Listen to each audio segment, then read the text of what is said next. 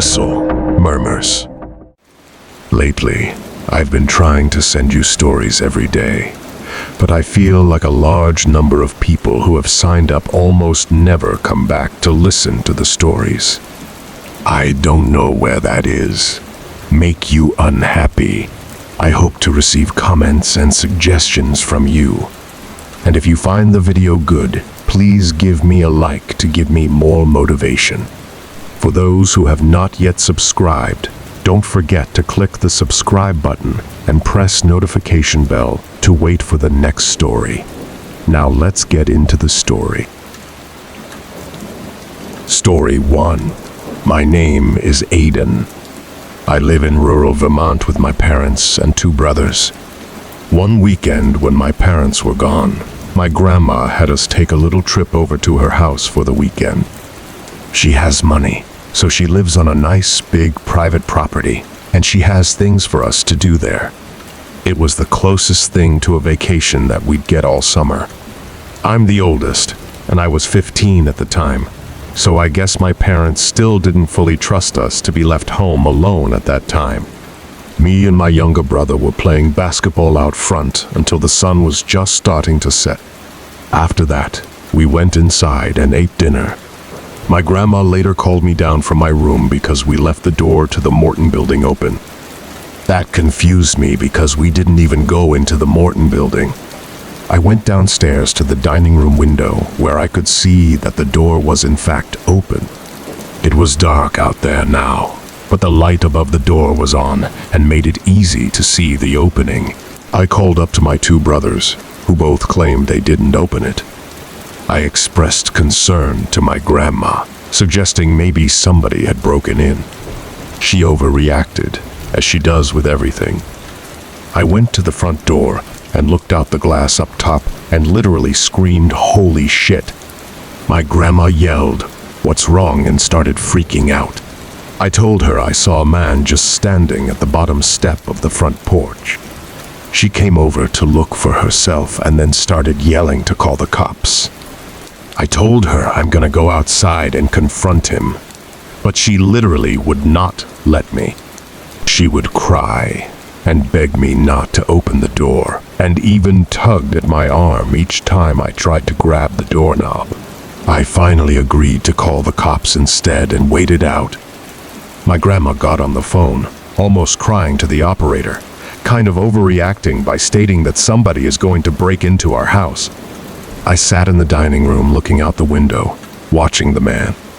My grandma wouldn't allow my 2 younger brothers to even come downstairs. The blackness of the man's figure standing out there was the only thing darker than the surrounding ambience.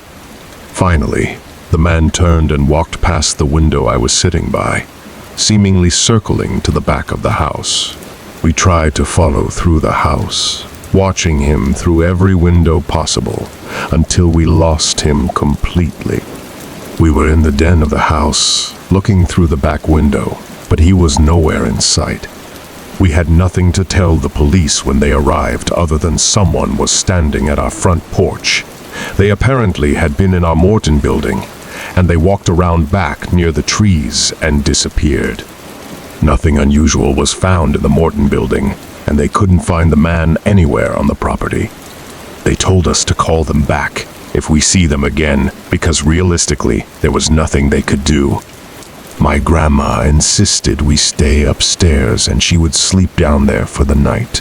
Me and my brothers were playing on the GameCube that we brought along upstairs at around 10 o'clock when we heard my grandmother's heart-chilling scream coming from downstairs.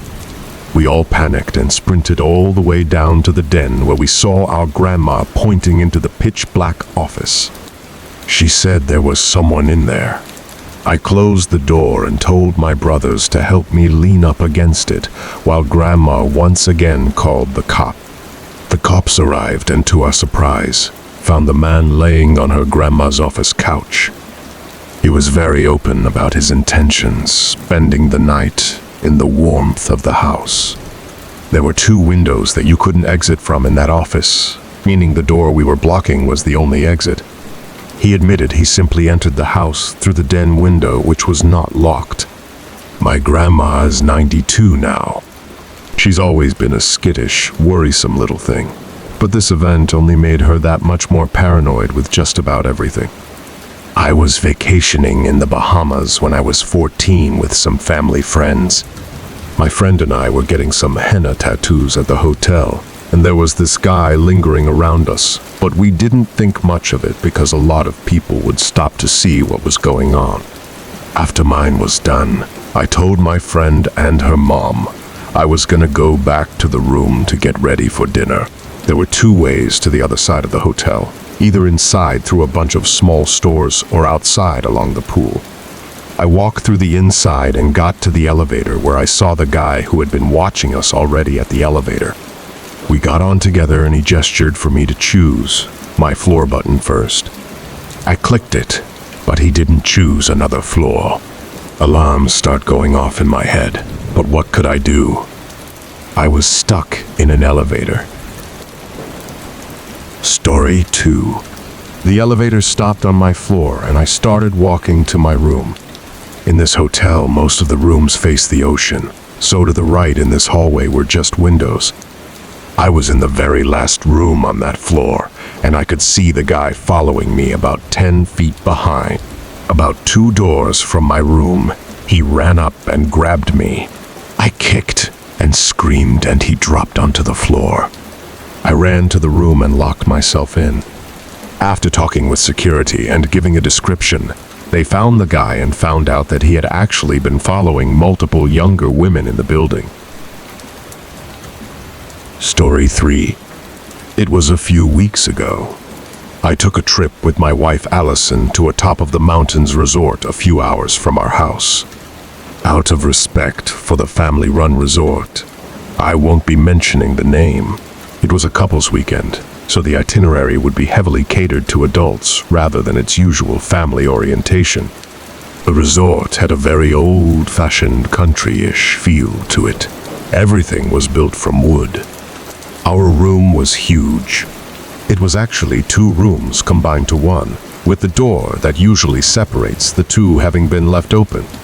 The first night was actually a singles mingle night in the basement club just below the dining hall, even though it was meant to be a couple's weekend. So, we just played some late-night shuffleboarding, conversed with a few other young couples, and drank at the bar for a bit, while listening to an amateur musician playing guitar up on the stage. When we got back to our room at around 1230, there was a rather disgusting smell, a new smell that wasn't there earlier. It smelled kind of skunky. Allison kind of playfully smacked my chest and accused me of smoking pot. However, I assured her I haven't even done so since I was in college. Allison went to the front desk in the main building and requested a different room. They denied the request as most of the rooms were booked, but they did send someone up to our room who agreed it smelled funky in there. The smell was mostly coming from the attached extra room that we weren't sleeping in. He offered us a partial discount to our bill for the inconvenience and sprayed some Febreze from the closet around the room. We took his suggestion to keep the door separating the 2 rooms closed, as a skunk might have gotten into the other room. We went to sleep shortly after, or at least tried to, as a few minutes after turning out the lights, me and Allison both heard a consistent thud-like sound every few seconds coming from the left of the bed in an adjacent room. We tried to ignore it and just waited out, hoping it would stop, but it just became too annoying. I was sure it was some kind of rodent making the noise in the next room over. I took a broom as a weapon and went into the connected room.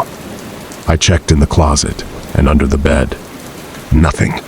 The sound had stopped as well. I was heading back to our main room when I noticed something in the corner. I didn't turn my head fully in fear of what I knew I was going to see, but through my peripheral vision, I saw a very tall black figure-type object in the corner of the room. After locking the door connecting the 2 rooms, we once again phoned the front desk and they immediately sent the owner of the resort up with a gun. The door to the hallway on the other side of the room was open, meaning the thing I saw in the corner was a person, and they made a break for it as soon as I left the room. The owner actually told us that we were smart to call, as there had actually been some creeps coming to the resort, stealing food from the cafeteria and sneaking into people's rooms at night. Thank you for always supporting the channel and welcoming its videos. Wishing you good health, and remember to subscribe to the channel to achieve 1,000 subscriptions.